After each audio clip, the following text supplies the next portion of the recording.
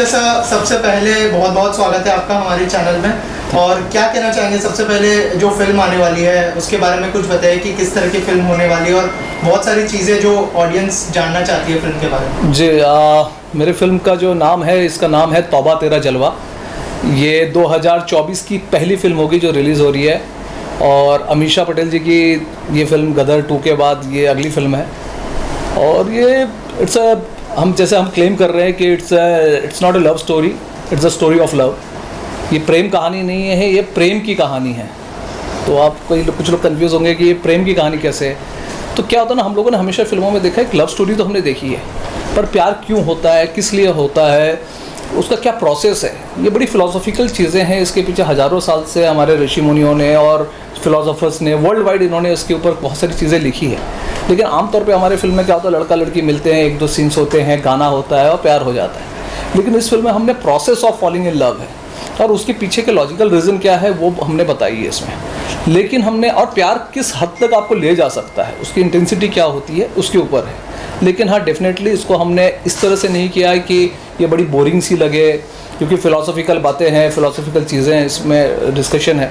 तो इसको हमने बड़ी इंटरेस्टिंग में रखा है कि आज का यूथ जो है, मतलब जो हाई स्कूल के बच्चे, कॉलेज के बच्चे, और जिन्होंने भी जीवन में प्रेम किया, वो सब इससे रिलेट कर सके।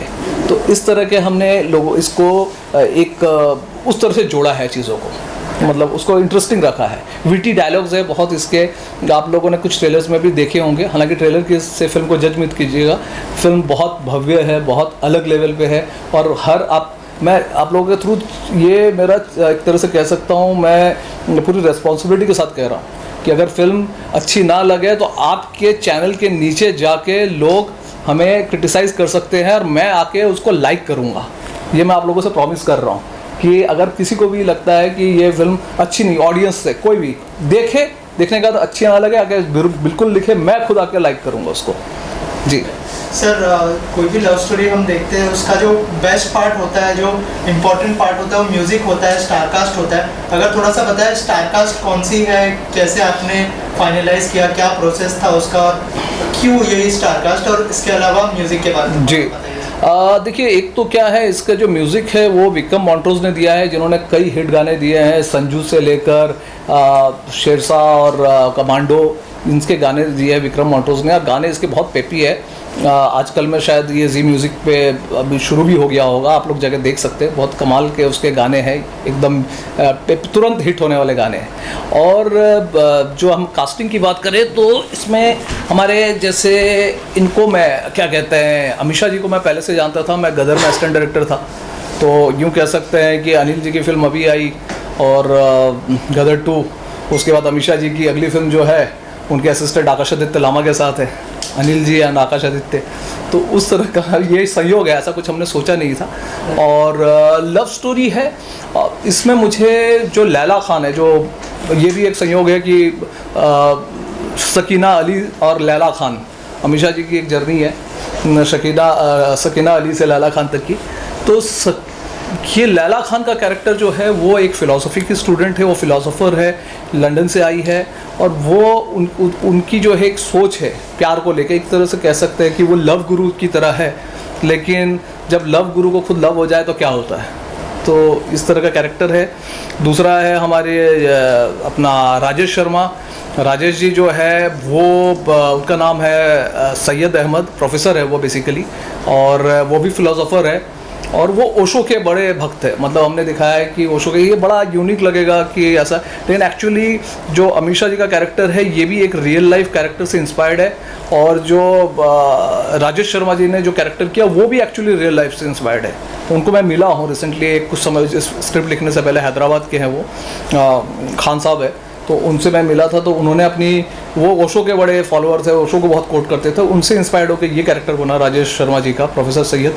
और तीसरा जो है हमारे जतिन खुराना जो है, वो भी बहुत इंटरेस्टिंग है। वो उनकी ये 3rd फिल्म है, तीसरी फिल्म है, बहुत टैलेंटेड है, बहुत अच्छे डांसर है, कमाल के डांस करते हैं, एक्शन वगैरह, फिटनेस उनकी बहुत एकदम फिटनेस फ्रीक है। तो उनकी एक ये स्टूपिड प्यार करके एक फिल्म थी, उसके बाद उनकी जय जवान जय किसान, और ये उनकी तीसरी फिल्म है।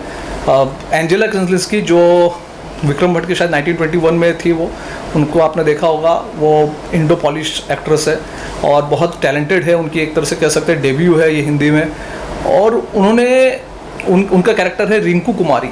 रिंकू कुमारी जो मैं बेसिकली टीवी में बहुत सारे शोज़ लिखे, करीब 3000 एपिसोड टीवी के सास बहू वाले सीरियल लिखे हैं, कुसुम कुमकुम, प्यार के दो नाम, एक राधा एक श्याम, झिलमिल सितारों का आंगन होगा, आक्रोश, पिया का आंगन, जो कहूँगा सच कहूँगा, इस तरह के बहुत सारे शोज़ लिखता था मैं। 2013 तक मैंने बहुत टीवी किया। और टीवी का असर क्या होता है फैमिली लाइफ के लोगों के घरों में, जो अभी देख रही होंगी, महिलाएं देख रही होंगी या जो पुरुष भी देख रहे होंगे, उनको पता है कि वो टीवी का असर एक्चुअली उनके व्यक्तिगत जीवन में कितना पड़ता है। घरों में लड़ाई झगड़े किस तरह से होते हैं, वाइफ्स जो है, हाउस वाइफ्स जो है, लड़कियाँ जो यंग लड़कियाँ, वो टीवी से बहुत ज़्यादा इन्फ्लुएंस होती है। तो हमारी जो रिंकू कुमारी है ये बहुत ज़्यादा टीवी से इन्फ्लुएंस है, टीवी के कैरेक्टरों के हिसाब से अपने आप को बिहेव करती है। जो एंजेला का कैरेक्टर है बहुत इंटरेस्टिंग कैरेक्टर है। तो अब जो है और अपने तो इस तरह के 4 कैरेक्टर्स हैं, और भी बहुत सारे इंटरेस्टिंग कैरेक्टर, नीरज सूद है, अहसान खान है, मनोज टाइगर है, डॉक्टर अनिल रस्तोगी है, जहांगीर खान है, सब कैरेक्टर अपने आप में कंप्लीट है। लेकिन जब इंटरेस्टिंग बात यही है कि जब इस तरह के लोग एक साथ आते हैं, एक टीवी देखने वाली लड़की और एक फिलोसोफर, जब दोनों एक साथ आएंगे तो क्या होगा। जब एक जो है रोबी त्यागी, जो कि वेस्टर्न यूपी का एक समझ लेना एक तरह से अंडरवर्ल्ड का या कह सकते हैं माफिया के तरह का इंसान है, उसके लाइफ में एक लंदन से आई हुई अमीषा पटेल, उनका क्या होगा जब इस तरह के वियर्ड एक अलग अलग दुनिया के लोग इकट्ठे होते हैं तो क्या होता है। तो वो तौबा तेरा जलवा होता है। So lastly, I want to ask, why will the audience go to the theatre to watch this kind of project? See, if you can't miss this film. Honestly speaking, I am saying it with full responsibility. You cannot miss this film because, again, as I said, कि if you don't like the film, you are free to comment on your channel, and I will personally come and like that if anybody doesn't like the film. The reason is that film is it's not love story. It's a story of love. प्यार को किस तरह से हमने present किया है, ये अपना बच्चा सबको प्यारा लगता है। हर डायरेक्टर फिल्म रिलीज़ होने से पहले ऐसे ही बैठता है और बड़ी बड़ी बातें करता है कि मैंने कमाल फिल्म बना दी है, मैंने कमाल कर दिया। तो इस हो सकता है इस समय लोगों को लगे फिल्म कमर्शियली कितना करेगी नहीं करेगी ये भी मुझे नहीं पता, लेकिन जो भी इस फिल्म को देखेगा आई एम श्योर उसको फिल्म बुरी नहीं लगेगी। मैं I can say this with complete responsibility, with full responsibility. You will love the film, that I can assure you. Akash भाई, जो एक डायरेक्टर होता है, एक फिल्म मेकर होता है, he works very hard for any subject to come on board. उसके बाद फिल्म रिलीज़ होना वो भी एक प्रायोरिटी होती है, प्रॉपर तरीके से रिलीज़ हो।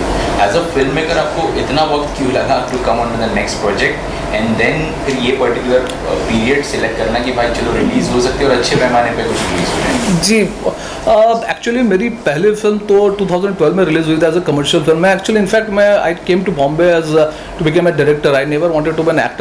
कुछ लोगों को शक्ल से मैं एक्टर जैसे दिखता हूँ, लेकिन I never wanted to be an actor because I am not a good actor first of all. Though I have acted some time, जब मैं कोई शो लिख रहा था, टीवी शो, तो प्रोड्यूसर ने कहा यार कर लो थोड़ा role. So but I was never a good actor. मतलब हालांकि एक्टिंग किया तो काफ़ी फेम में मिला था। कुछ लोग जो देख रहे होंगे पिया का आंगन, जो कहूँगा सच कहूँगा, उस समय मैंने किया था, बट एक्चुअली मैं उसमें राइटर था, मेनली राइटर था, तो उसकी वजह से किया। लेकिन then I started my theatre group. Basically I am from theatre. मेरा पहला नाटक था जो काफ़ी क्रिटिकली अक्लेम्ड था, लिखा हुआ मोहनजोदड़ो, जो मैंने बहुत कम एज में लिखी थी।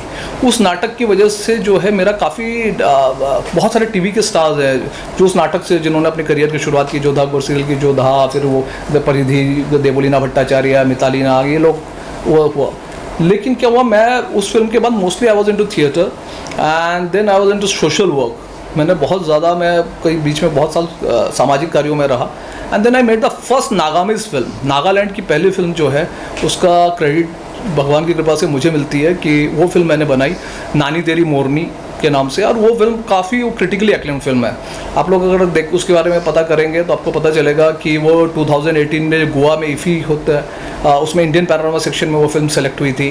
वो एक नागालैंड की छोटी बच्ची है मोनबिनी जुम, उसकी लाइफ के ऊपर बेस्ड है ना, जिसने 2014 की सबसे छोटी बच्ची जिसको नेशनल चिल्ड्रन ब्रेवरी अवार्ड मिला था, जो बाल वीरता पुरस्कार होता है, वो मिला था उस बच्ची को, तो वो था। फिर उसके बाद मैं दूसरी चीज़ों में लगा होता, फिर then I started this film. हमने इस पर काम करना शुरू किया, इसके स्क्रिप्ट पे, Tauba Tera Jalwa. I wanted to come back फिर again as a commercial director, क्योंकि नानी तेरी मोरनी जैसा अभी यूनिसेफ ने भी दिखाई है, साल भी लास्ट ईयर भी गोवा इफ़ी में यूनिसेफ ने उस फिल्म को दिखाई, धनक, नागेश कुंगटोर जी की धनक, और मेरी फिल्म भी थी उसमें नानी तेरी मोरनी। लेकिन फिर मुझे लगा I want to make a commercial film, because that gives you पैसे भी मिलते हैं and you go to wider audience. So I wanted, मतलब मैं चाहता था मेरे चीज़ों को ज़्यादा लोग देखें।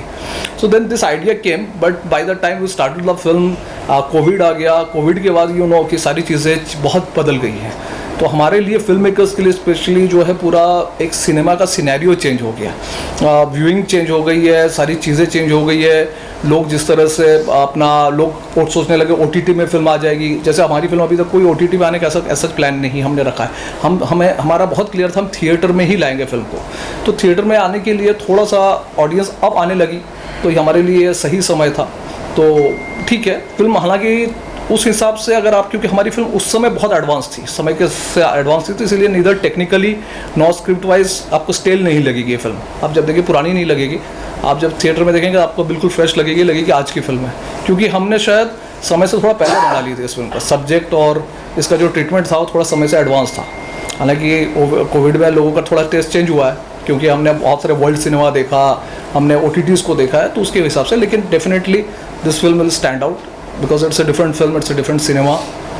आकाश भाई, आपने बात की डायरेक्टर और एक्टर की, जी। लेकिन हम तो अभी देख रहे हैं कि जैसे डायरेक्टर उसके Anurag Kashyap, he is also doing good as an actor.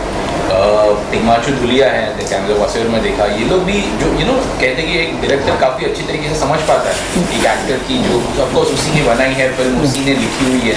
तो I mean as a person, अगर आपको एक प्रॉपर तरीके से एक्टिंग का भी रोल अगर आगे कुछ होता है, या आपके ऑफकोर्स ऐसे कुछ है प्लान्स कि करना है या नहीं? बिल्कुल भी नहीं। नहीं, एक्चुअली मैं बता रहा हूँ, जैसे अनुराग कश्यप जी की आप बात कर रहे हो, तो अनुराग कश्यप जी जो है एक्टर ही बनने आए थे। मैं असिस्टेंट डायरेक्टर था और मैंने उनके साथ शूट किया हुआ है। एक जो TVCs होते थे उसमें उन्होंने एक्ट किया था, और वो अभी दिखाऊंगा तो उनको भी बुरा लगेगा उनकी जो एक्टिंग थी। बट ठीक है, अनुराग जी को, वो मेरे सीनियर भी है, और मतलब तो वो एक्टर बनना चाहते थे। और मुझे तिग्वांशु जी भी मेरे ख्याल से थिएटर करते थे। मैं थिएटर में कभी कभार एक्टिंग करता हूँ, जब मेरे ग्रुप में कोई एक्टर नहीं होता है तो मैं कर लेता हूँ। जैसे मेरी आने वाली जो फिल्म है, अगेन इसके बाद जो आ रही है, मिलन होगा कब जाने, वो भी जो है मेरे एक नाटक है शबरी का मोहन, उसके ऊपर बेस्ड है। हालांकि कोविड के समय हमने उसका शो किया था, ऑनलाइन शो किया था, तो कोई एक्टर नहीं था, तो उसमें लीड रोल मैंने किया था। लेकिन जब फिल्म बनाई तो मुझे लगा कि नहीं, मुझे नहीं करना चाहिए, मुझे उसके लिए एक अच्छा एक्टर लेना चाहिए। तो मैंने FTI से एक्टर लिया, और अब जिस लड़की को मैंने लिया था राजनांदगांव से, सुरभि श्रीवास्तव, उसका भी FTI में सिलेक्शन हो गया। तो इस तरह से मेरे साथ जो काम करते हैं, ये भी आपको बता रहा हूँ, सारे एक्टर्स के लिए भी मेरे साथ जो काम करते हैं उनका बहुत अच्छा टाइम आता है। ये मैं बहुत सारे लोगों की टेस्टिमनी दिला सकता हूँ, और जो भी आने वाली फिल्मों के लिए जो भी स्टार्स या एक्टर्स देख रहे हैं वो सुन लीजिए, मेरे साथ आप काम करेंगे तो आपका बहुत भला होगा, है ना। देखिए, अमीषा जी मेरे साथ काम कर रही थी तो उनकी गदर 2 आ गई, हालांकि ये बाद में आ रही है। तो मेरे साथ काम कीजिएगा, सारे एक्टर्स के लिए, स्टार्स के लिए बोल रहा हूँ। एक्टर्स तो मिल जाते हैं, स्टार्स आसानी से हाथ में नहीं आते हैं, तो उनके लिए ये कह रहा हूँ कि ये मेरे इंटरव्यू सुनने के बाद आप लोग सोचिएगा कि मेरे साथ काम करने में फ़ायदा है। I am a lucky director. Sir, ये तौबा तेरा जलवा कब रिलीज होने वाली है थिएटर्स में, कब ऑडियंस देख पाएगी? तौबा तेरा जलवा 5 जनवरी 2024 को रिलीज़ हो रही है। ये 2024 की सबसे पहली फिल्म है, और इस फिल्म को जो है, इस फिल्म एक कह सकते हैं कि इस फिल्म से जो है आगे बोलते हैं ना, क्या पूत के पाँव पालने में दिखते हैं, तो हो सकता है ये फिल्म अच्छी चले तो 2024 बाकी फिल्मों के लिए भी अच्छा हो, तो मैं तो यही सोचूंगा। Thank you sir, thank you.